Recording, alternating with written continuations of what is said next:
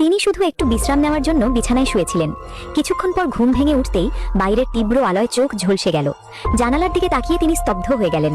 পুরো আবাসিক এলাকা যেন বিশাল এক সমুদ্রে পরিণত হয়েছে। চারদিক থেকে পানি ঢুকে পড়ছে ঘরের ভেতরে।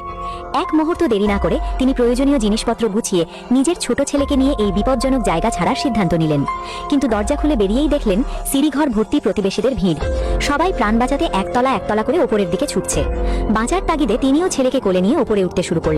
ঠিক তখনই দেখা গেল সিঁড়ির মাঝখানে পানি ফেটে পড়েছে। সামনে আর এগোনোর কোনো উপায় নেই। উপায় না পেয়ে আন্না তার অটিজমে আক্রান্ত ছেলেকে কোলে নিয়ে বিল্ডিংয়ের অন্য সিঁড়ির দিকে দৌড়ালেন। কিন্তু সেখানে পৌঁছে যা দেখলেন তা আরও ভয়াবহ। করিডোরে আটকে থাকা প্রতিবেশীরা ইতিমধ্যেই পানিতে তলিয়ে যাচ্ছে। চারদিক থেকে ভেসে আসছে সাহায্যের আর্তনাদ। ভাবার সময় নেই। আন্না পাগলের মতো করে আরও উপরে উঠতে থাকলেন। কিন্তু উপরের তলাগুলো ইতিমধ্যেই মানুষে ভরে গেছে।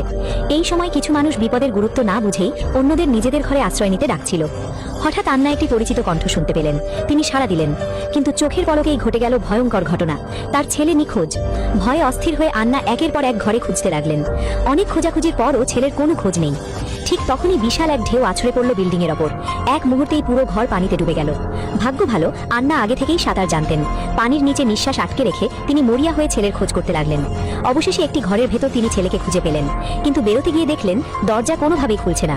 হঠাৎ করেই বাইরে থেকে একজন দরজা খুলে দিলেন। তিনি মা ছেলেকে নিশ্চিত মৃত্যুর হাত থেকে বাঁচালেন। আর সবচেয়ে আশ্চর্যের বিষয়, উদ্ধারের পর অচেতন ছেলেটি আবার জ্ঞান ফিরে পেল। মা! পরে জানা যায় সেই লোকটি একজন সিনিয়র গবেষক। আর আন্না নিজেও গবেষণা প্রতিষ্ঠানের একজন গুরুত্বপূর্ণ ডাক্তার। তাই তিনি সিদ্ধান্ত নেন আন্না ও তার ছেলেকে নিরাপদে ছাদ পর্যন্ত নিয়ে যাবেন। সেখানে কোম্পানির হেলিকপ্টার তাদের উদ্ধার করবে। কিন্তু পথে হঠাৎ অপ্রত্যাশিত বিপত্তি। ছেলেটির হঠাৎ পেটের সমস্যা শুরু হয়। বাধ্য হয়ে আন্নাকে একটি ফাঁকা ঘরে নিয়ে যেতে হয়। কিন্তু ঘরটি মোটেও নিরাপদ ছিল না। চাপের কারণে পাইপগুলো কাঁপছিল। মনে হচ্ছিল যে কোনো মুহূর্তে বিস্ফোরণ হবে। গ্যাস পাইপ বেরিয়ে আসতেই আন্না তৎক্ষণাৎ ছেলেকে নিয়ে বেরিয়ে পড়লেন। আর ঠিক পরের সেকেন্ডেই পেছনের ঘরটি বিস্ফোরণে উড়ে গেল। সামনেও বিপদ, পেছনেও মৃত্যু। তিনজনই কার্যত আটকে পড়লেন। শেষমেশ সেই গবেষক দেয়াল বেয়ে ওঠার চেষ্টা করলেন। কিন্তু ছোট ছেলেটি ভয়ে মায়ের গলা শক্ত করে ধরেছিল। কেউ কাউকে ছাড়তে পারছিল না। এই টানাপড়নে আন্না পানিতে পড়ে গেলেন। কিন্তু সৌভাগ্যক্রমে একটি প্লাস্টিক বোর্ড ধরে তিনি ভেসে থাকতে সক্ষম হলেন। ছেলেটি তখন 10 তলায়। নিজের জীবন ঝুঁকিতে ফেলে আন্না আবার সিঁড়ি বেয়ে উপরে উঠলেন। এই সময় লিফটে একটি মেয়ের সাহায্যের ডাক শুনতে পেলেন। তিনি সাহায্য আনতে উপরে গেলেন। কিন্তু ফিরে এসে দেখলেন পানির স্তর আরও বেড়ে গেছে। আর লিফটের ভেতরে আর কোনো সাড়া নেই। তিনি বুঝে গেলেন মেয়েটি হয়তো আর বেঁচে নেই। আবার ছেলের কাছে ফিরে এসে দেখলেন তার শরীর অস্বাভাবিক আচরণ করছে। ছেলেকে বাঁচাতে আন্না দ্রুত তাকে চিনির পানি খাওয়ালেন। কিছুটা স্বস্তি পেলেও বিপদ থামেনি। দূরে দেখা গেল বিশাল পানির দেয়াল সোজা তাদের দিকেই ধেয়ে আসছে। প্রাণপণে তারা সিঁড়ি দিয়ে ছাদের দিকে ছুটলেন।